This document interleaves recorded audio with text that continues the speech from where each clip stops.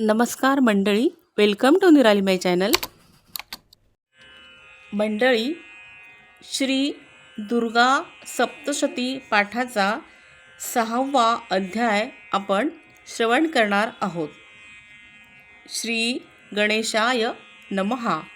श्री दुर्गायै नमः. धूम्रलोचन वध. ओम. मी सर्वज्ञेश्वर भैरवाच्या मांडीवर बसलेल्या परमश्रेष्ठ अशा पद्मावती देवीचे चिंतन करतो. ती नागराजावर उपविष्ट असून नागांच्या फळ्यावर शोभणाऱ्या मण्यांच्या विशाल माळेमुळे तिचे शरीर कांतिमान झालेले आहे. ती सूर्याप्रमाणे तेजस्वी असून तिचे 3 नेत्र तिची शोभा वाढवित आहेत. तिच्या हातात माला, कुंभ, कपाल आणि कमळ असून तिच्या मस्तकावरील अर्धचंद्र फार शोभून दिसतो. ओम. ऋषी म्हणाले, हे राजा, देवीचे ते बोलणे ऐकून शुंभाने पाठविलेल्या त्या दूताला अतिशय संताप आला आणि त्याने दैत्यराजाकडे जाऊन घडलेला सर्व वृत्तांत सविस्तर कथन केला. त्यावेळी त्या दूताने सांगितलेला तो वृत्तांत ऐकून दैत्यराज शुंभ अतिशय संतप्त झाला आणि दैत्यांचा सेनापती धूम्रलोचन याला म्हणाला, हे धूम्रलोचना, तू स्वतःचे सैन्य घेऊन जा आणि त्या दुष्ट स्त्रीला तिचे केस धरून ती विह्वल झाली तरीही बलपूर्वक ओढत येथे घेऊन ये. त्यावेळी तिचा कैवार घेऊन तिचे रक्षण करण्यासाठी जो कोणीही उठेल तो देव, यक्ष वा गंधर्व कोणीही असो, त्यालाही मारून टाकावे. ऋषी म्हणाले, हे राजा, याप्रमाणे शुंभाची आज्ञा होताच तो धूम्रलोचन 60,000 दैत्यसैन्य घेऊन त्वरेने तेथे निघाला.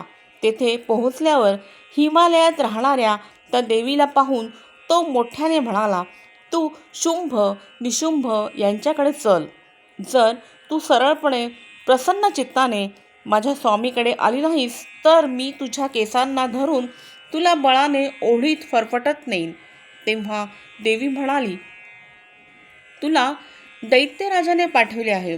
तू स्वतः बलवान आहेस आणि समवेत हे सैन्यही घेऊन आला आहेस. अशावेळी तू मला बलाने जबरदस्तीने नेणार असशील तर मी काय करणार? ऋषी म्हणाले, हे राजा.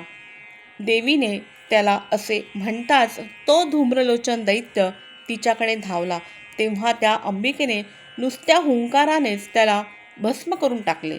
त्यानंतर संतप्त झालेली असुरांची ती महान सेना आणि ती अंबिका यांनी एकमेकांवर तीक्ष्ण बाण, शक्ती आणि परशूंचा जणू वर्षावच केला. तेव्हा देवीचे वाहन असलेला सिंह आपली आयाळ पिंजारून क्रोधाने भयंकर गर्जना करून दैत्य सैन्यावर तुटून पडला. त्याने काही दैत्यांना पंजाच्या तळाख्याने, काहींना आपल्या जबड्याने आक्रमण करून तर काही महादैत्यांना आपल्या खालच्या दाढांनी रगडून घायाळ करून ठार मारले. त्या सिंहाने आपल्या तीक्ष्ण नखांनी कित्येकांची पोटे फाडली तर पंजाच्या फटकाऱ्यांनी कित्येकांची मस्तके धडावेगळी केली. त्याने कित्येकांचे हात आणि मस्तके छिन्न विछिन्न केली. इतकेच नव्हे तर पिंजारलेल्या आयाळीचा तो क्रुद्ध सिंह काहींची पोटे फाडून त्यांच्या अंगातील रक्तही प्यायला. अशा प्रकारे देवीचे वाहन असलेल्या त्या महाबली सिंहाने अत्यंत क्रोधित होऊन त्या सर्व सैन्यांचा अल्पावधीत नाश केला. देवीने धूम्रलोचनाचा वध केला आणि तिच्या सिंहाने सर्व सैन्य मारून टाकले. हे ऐकून त्या दैत्याधिपती शुंभाला राग आला. संतापाने त्याचे ओठ थरथरू लागले. त्याने चंड आणि मुंड या महादैत्यांना आज्ञा दिली. तो म्हणाला, हे चंडमुंडांनो, तुम्ही प्रचंड सैन्य घेऊन तिकडे जा आणि तिला लवकर घेऊन या. तिला केसांनी धरून ओढत किंवा बांधून आणा आणि जर तसे आणणे शक्य होणार नाही असे वाटले तर युद्धात सर्व असुरांनी आपापल्या सर्व आयुधांनी तिला मारा. अशा प्रकारे त्या दुष्ट स्त्रीला मारल्यावर आणि तिच्या सिंहाला नष्ट केल्यावर त्या अंबिकेला बांधून तिला बरोबर घेऊन लवकर या. ओम. याप्रमाणे श्री मार्कंडेय पुराणातील सावर्णिक मन्वंतरातील देवी महात्म्य कथेतील शुंभ निशुंभ सेनापती धूम्रलोचनाचा वध नावाचा 6वा अध्याय पूर्ण झाला. श्री दुर्गायै नमः. Please like, share and subscribe निराली माय चॅनल. थँक्यू.